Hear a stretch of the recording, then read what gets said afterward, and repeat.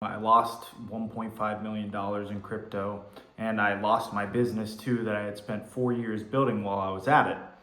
Yet, why do I feel more interested and more engaged in the day to day now and more excited about waking up in the morning than I did when I had all of this stuff going on? I had all the money, I was traveling the world, and I had a successful business. In this video, I'm going to try to cover a little bit of that, and I think a lot of it comes down to cheap dopamine. So, you hear that kind of over and over again in today's world, and what does it really look like for people now? It looks like scrolling on social media, it looks like the porn, it looks like watching shows on Netflix, it looks like all of these kind of little things that we do, nicotine, caffeine, things that we do that give us pleasure, or at least for me, and I'm not a scientist necessarily or anything like that, a doctor, so don't quote me on this, but at least for me, I think cheap dopamine is almost like a meme, right? It's almost a meme now, but I kind of look at it as things that bring me, a sense of feeling good, but not feeling fulfilled. And it's that short-term pleasure, right? Short-term pleasure might be a better idea than cheap dopamine. When I think in terms of what are good things and what are bad things, it's very easy to see, and we kind of inherently know, at least for me, I inherently know, like, this is a good thing that's serving me. So that looks like, having a nice conversation with someone, or helping an old lady carry her groceries, or, playing my banjo, or painting, or, just giving someone a hug, I guess, and I know the things that aren't serving me, and that's when I'm laying in bed at 2 p.m. on a Wednesday, watching a gambling video and ripping, 30 milligrams of nicotine pouches at the same time. I know that's not serving me. And so, a lot of, I think, why I've started to be able to enjoy life and feel interested in life, it's not because, obviously from an objective standpoint of view, I'm in Ohio in February. It's like 5 degrees outside. There's very little sun, and there's not that many things to do like enjoyable. For the last 3 or 4 years, I was in South America, which it's summertime in South America at this time, and so I was in Argentina hiking, or in Peru surfing, whatever. Objectively, those things sound a little bit better, right, than sitting here. Yet I'm more interested in waking up these days than I was in the last years. And maybe some of that is cope, and I'm sure a lot of people would say, you're just coping, and obviously we kind of have to, in some sense, to cope with kind of the hard reality that we have to face. You have to, find a way to go on in your reality. So maybe part of it's me telling myself that, but at least internally, I feel a sense of like interest in waking up each day. And a lot of that is just because I have really done well of eliminating all kind of things that are not good for me and are not good for people around me, and working on things that are not serving me long term, that are just things that are these kind of cheap and outcome solely focused things. A lot of this actually stems from nicotine, and also I guess porn too. So nicotine more so than porn is, I started nicotine when I was 18. I started the Zins. I had never done it before. I'd also never drinking caffeine before I was 18, really. And when I remember I was in Seattle, I was training to play professional baseball, which I mentioned in the last video. I was training after high school. I never applied to any colleges. I really was not a fan of school. I wanted to play professional baseball. I definitely wasn't good enough to get drafted out of high school. I probably could have played at a decent college, but I don't know if I was that good. I moved to Seattle. I trained at this place called Driveline, and I drove DoorDash full time. And I remember listening to some I would drive DoorDash, deliver food, and I would listen to podcasts. And I remember the first time I had ever even heard of like Zyn and nicotine.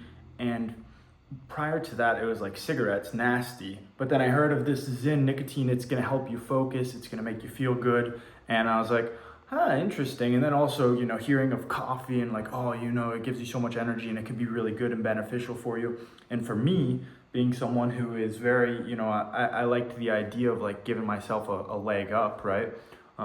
which in reality everyone uses it. But I was like, okay, like this is gonna help me with my baseball performance, right? And so originally I kind of got into these things as a way to, like, oh, it's gonna help my focus, it's gonna help my performance.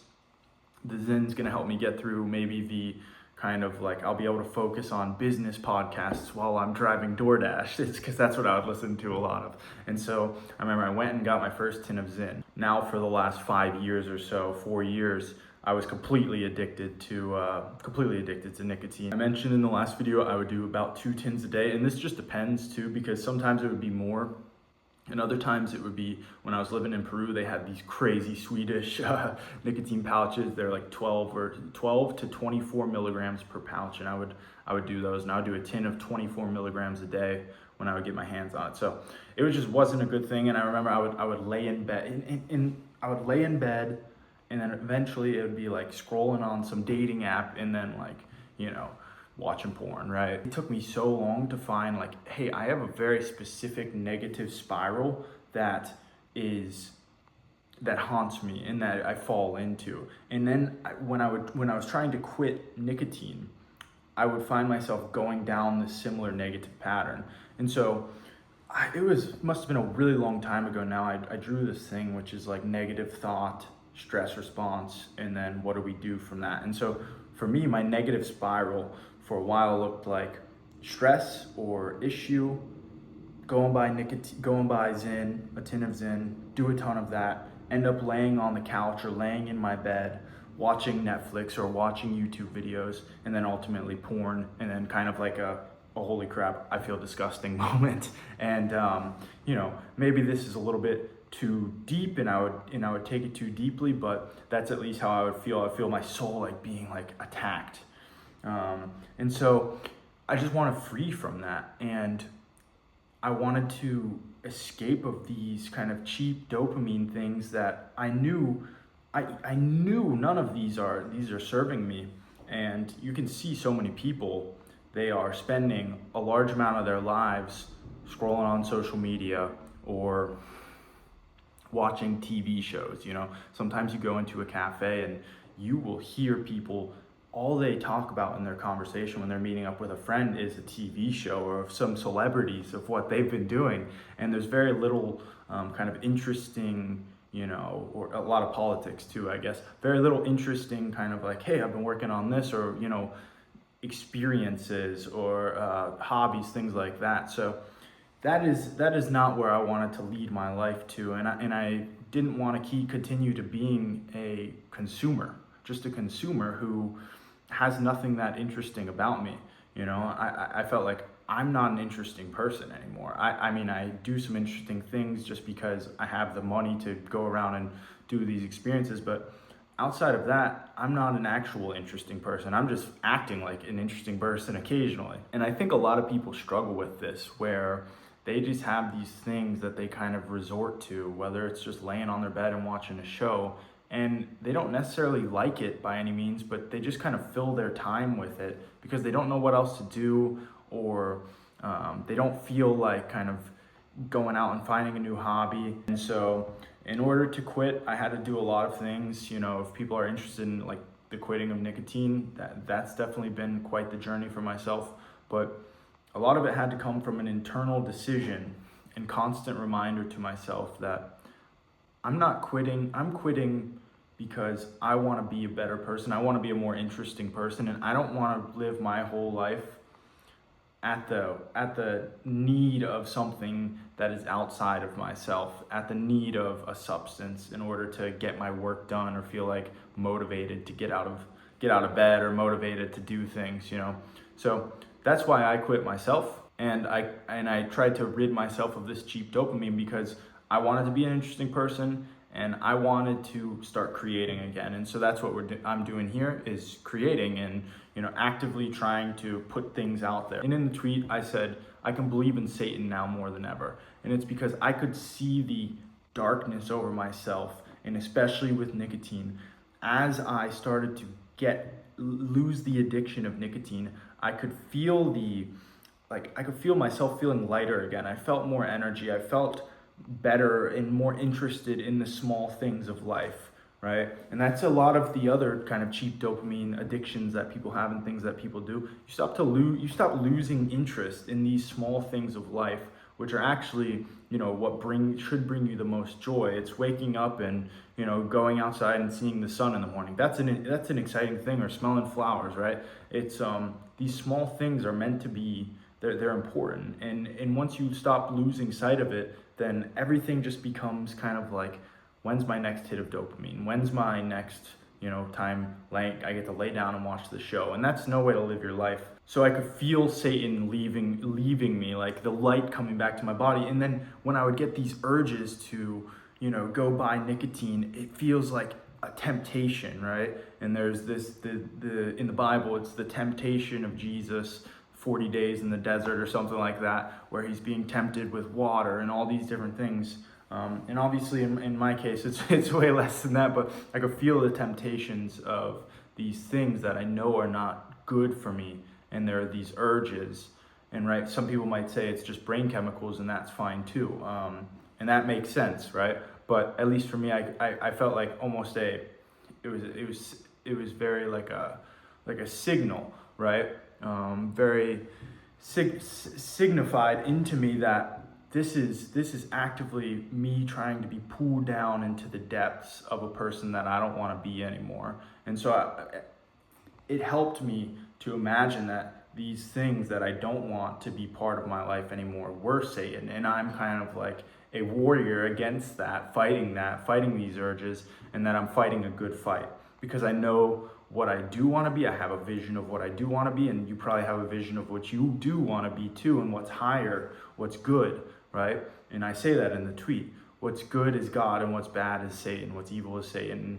And so I knew what was good, and I at least I have an idea of what is good to me, and where I feel like the best in reality, and that I'm being the best person I can be towards people, and the most godly, right?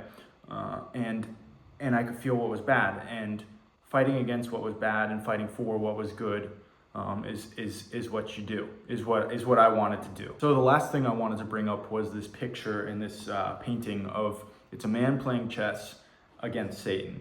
And it looks like the guy is about to lose. Satan is kind of like, by all means, looking like he's going to win. The guy looks stressed. But as people, at first when people saw this painting, everyone just kind of thought, wow, this is a pretty sad painting because it looks like Satan's just going to win. And then as chess professionals kind of analyzed it more, and experts, they see that there is a way that the young man can win with a move of the king.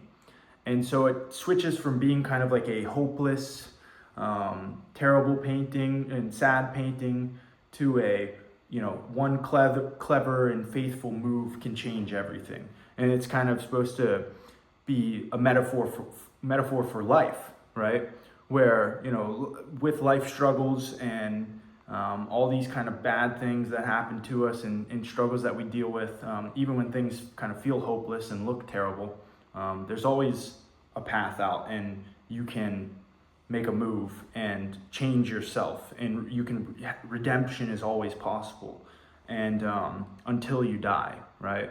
Until you've been killed, you can always redeem yourself, and there's always a way to deal with your situations. And so for me, that painting, I really found it powerful. Hopefully I can get it hung up on my wall someday or something. But just because, I started this video off with mentioning kind of what I talked about in the last video, the struggles that I've dealt with, and what I've what's happened in my life over the last 6 months or so. And when you're going through something like that, and when you are going through these other addictions that I've talked about, you feel hopeless, or you feel kind of like, man, what is happening? You feel out of control. But with this painting, when I saw it, I was like, wow, that's great, because you can always come back. And now I start to feel that, and I feel like, oh wow, I'm coming back, and I'm able to now feel happier and feel more fulfilled on a day-to-day basis. And so it's never over until you die, and you can always redeem yourself. So, this video has been a little bit all over the place, but hopefully you enjoyed, and yeah, have a good one.